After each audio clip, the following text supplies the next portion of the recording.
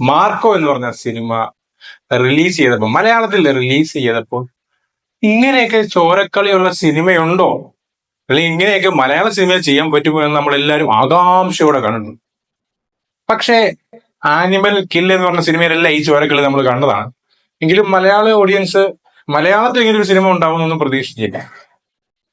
പക്ഷേ other than Indian language, Indian ഭാഷകൾക്ക് ശേഷമുള്ള ഒരു ലാംഗ്വേജ് ഉണ്ടല്ലോ, അവരെല്ലാം ഓൾറെഡി ഈ ചോരക്കളി കണ്ട് മടുത്താണ് പല രീതിയിലുള്ള സിനിമകളും സീരീസിലും ഒക്കെ കണ്ട്. അതിന് മുൻപന്തിയിൽ നിൽക്കുന്ന പ്രധാനികളാണ് കൊറിയൻ സിനിമ എന്ന് പറയുന്നത്. കൊറിയക്കാർക്ക് ചോരക്കളി ആക്ഷൻ ഒന്നും ഒരു പുത്തിരിയില്ല. അങ്ങനെ ചോരക്കളിയാൽ നിറഞ്ഞ ഒരു സീരീസാണ് ഇന്ന് ഞാനിവിടെ പരിചയപ്പെടുത്തുന്നത്. അതുകൊണ്ട് തന്നെ വീഡിയോ മുഴുവനായി കാണാൻ ശ്രമിക്കുക.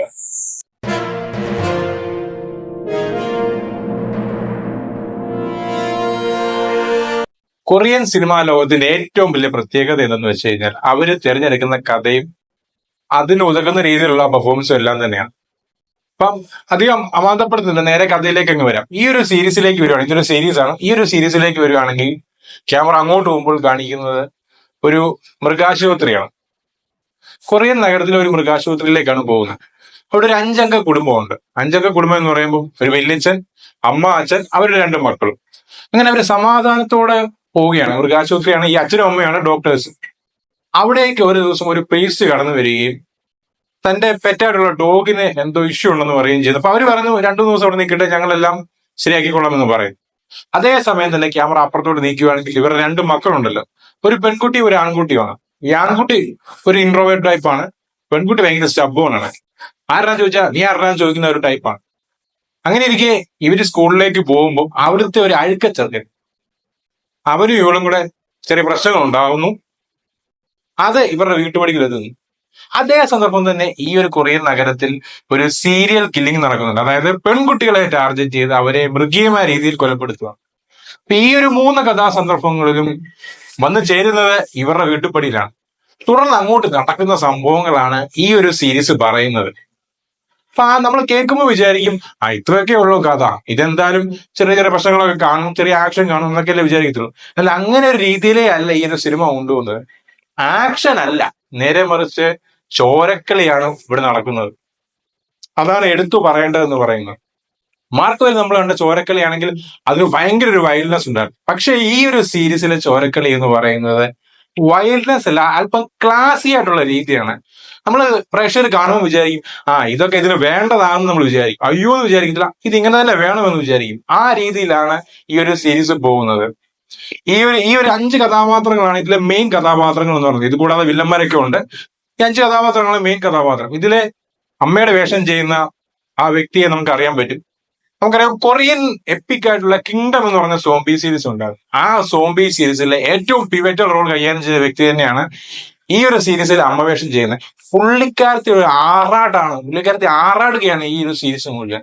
അതാണ് എന്ത് ക്ലാസി ആയിട്ടാണ് അഭിനയിക്കുന്ന ഒരു ആക്ഷൻ സീക്വൻസ്. പുള്ളിക്കാരത്തെ സപ്പോർട്ട് ചെയ്യാൻ വേണ്ടി ഹസ്ബൻഡുണ്ട്, അതേ രീതി ആക്ഷൻ ചെയ്യുന്നുണ്ട്.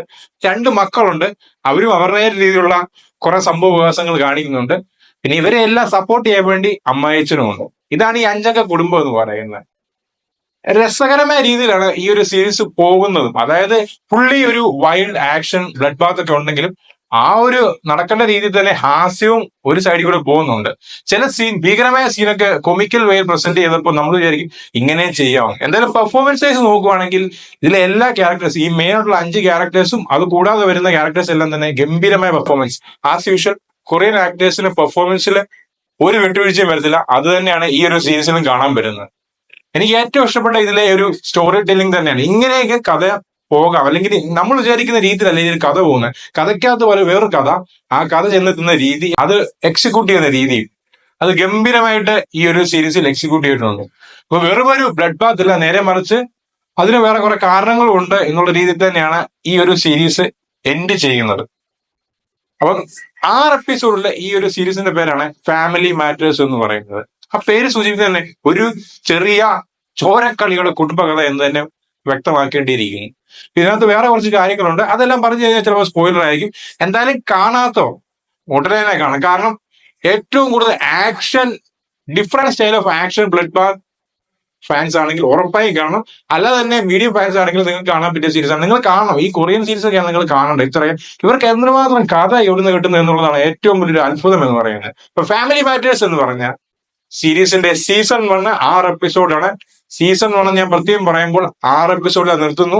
ബാക്കിയുള്ളതൊക്കെ എങ്ങനെ സീസൺ 1 നിൽക്കുന്നു എന്നുള്ളതൊക്കെ നിങ്ങൾ കണ്ടു തന്നെ അറിയുക.